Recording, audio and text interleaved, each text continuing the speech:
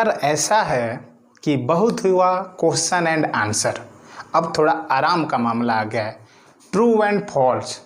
लेकिन एक गड़बड़ जानते हैं क्या किया है, ये जस्टिफाई, ये तो उससे भी खतरनाक कर दिया यार।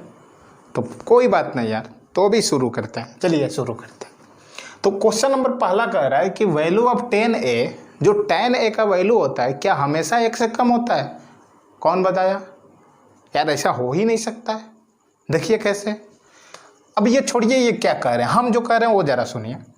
सबसे मान लीजिए हम 3 राइट एंगल ट्रायंगल बनाते हैं। पहला राइट एंगल ट्रायंगल हमने ये बनाया जिसमें कुछ सिचुएशन इस तरीके से है और ये एंगल आपका ए है, ये ट्रायंगल ए है, ये बी है, ये सी है।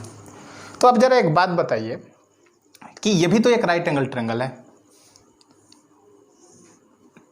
ये भी एक राइट एंगल ट्रायंगल है, ये ए है, ये बी है, ये सी है, और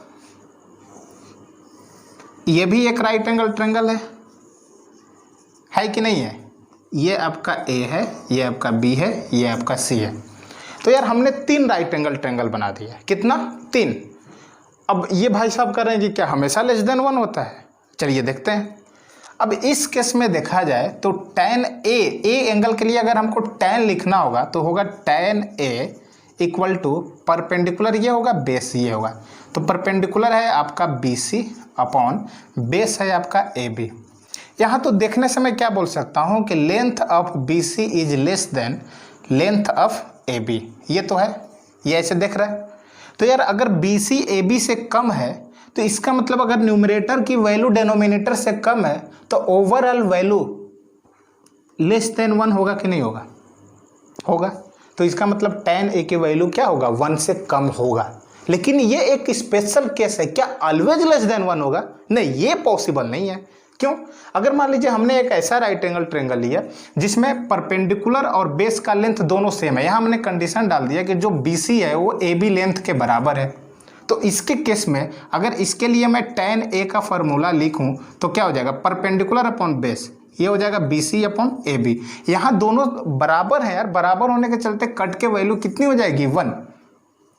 तो यहाँ tan a तो 1 से कम नहीं हुआ, वो तो बराबर हो गया।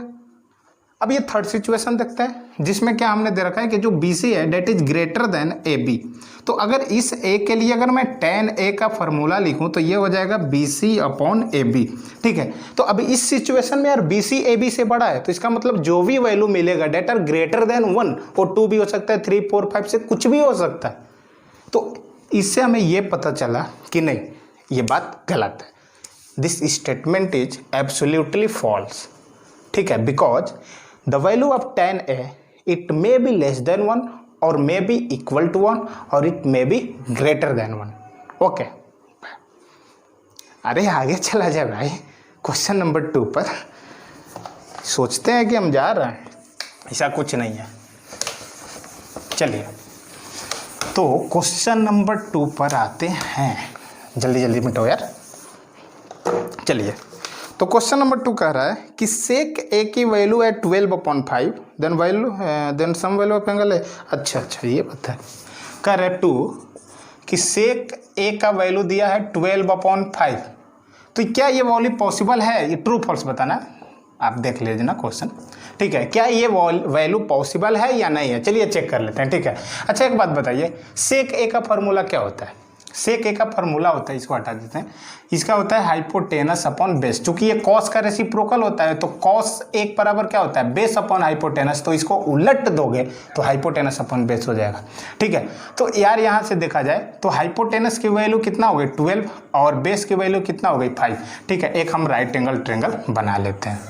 ठीक है, अब ये मान लेते हैं A है, ये B है, ये C है। इनके डाटा के अनुसार ठीक है हाइपोटेनस 12 है और बेस कितना है? 5 है। ठीक है, अब ये देख लेते हैं क्या पाइथागोरस थ्योरम अप्लाई हो जा रहा है कि नहीं हो जा रहा है। तो बिल्कुल होगा यार। अगर हम ये BC लेंथ को निकालें तो BC का स्क्वायर क्या हो जाएगा बताइए? BC पर P, इन दोनों का सम इसके स्क्वायर के सम के बराबर होगा। तो BC square plus 25 equal to 144। तो BC स्क्वायर इक्वल टू क्या हो जाएगा? 144 माइनस 25, ये कितना हो जाएगा? 9, और ये हो जाएगा आपका 119। ठीक है, तो यहाँ से ये पता चला कि यार BC की हमको कोई ना कोई एक फाइनाइट वैल्यू मिल रहा है।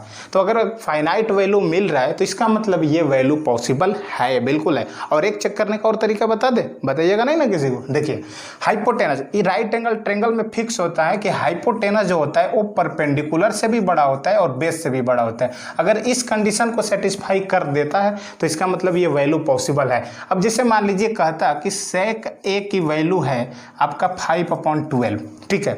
अगर ऐसे क्वेश्चन देता था क्या ये वैल्यू पॉसिबल है, तो इसमें थोड़ा हमको ये अब इसका फॉर्मूला लिख लेते हैं, हाइपोटेनस अपॉन बेस। तो यहाँ पर हाइपोटेनस की वैल्यू 5 हो गई और बेस की वैल्यू कितनी हो गई 12। तो यार यहाँ पर hypotenuse is less than base, that is not possible. Okay, तो इसका मतलब ये क्या है, गलत है। गलत ही नहीं, पूरी गलत है, ठीक है। अब आते हैं क्वेश्चन नंबर 3 पर। हो गया ना क्लियर? चलो क्वेश्चन नंबर 3 पर हो। तो क्वेश्चन नंबर 3 कह रहा है कि cos is abbreviation use for, यार ये हमें तो नहीं लगता है कि नीचे वाला आप 3 आप कर नहीं लोगे, ठीक है। तो कुछ अपने मन से भी कर लिया करो यार। तो 3 आपके लिए, ठीक।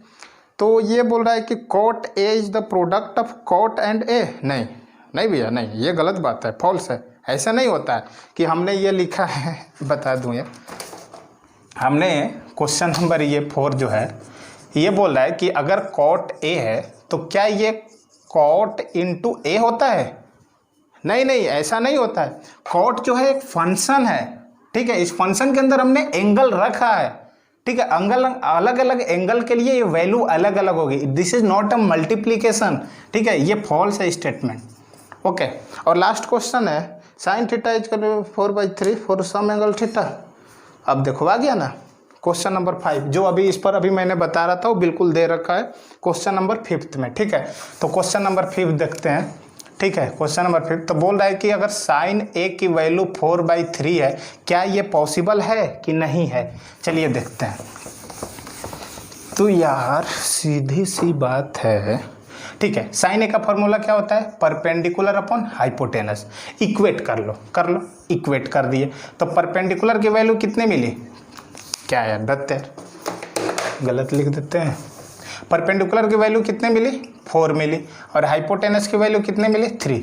आ गया ना।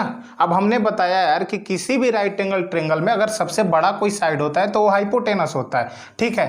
परपेंडिकुलर और बेस से दोनों से हाइपोटेनस बड़ा होना चाहिए टू अप्लाई पाइथागोरस थ्योरम। यहाँ तो यार भाई साहब उलट ही दिए हैं, hypotenuse is smaller than perpendicular, that is not possible because you can't apply Pythagoras theorem.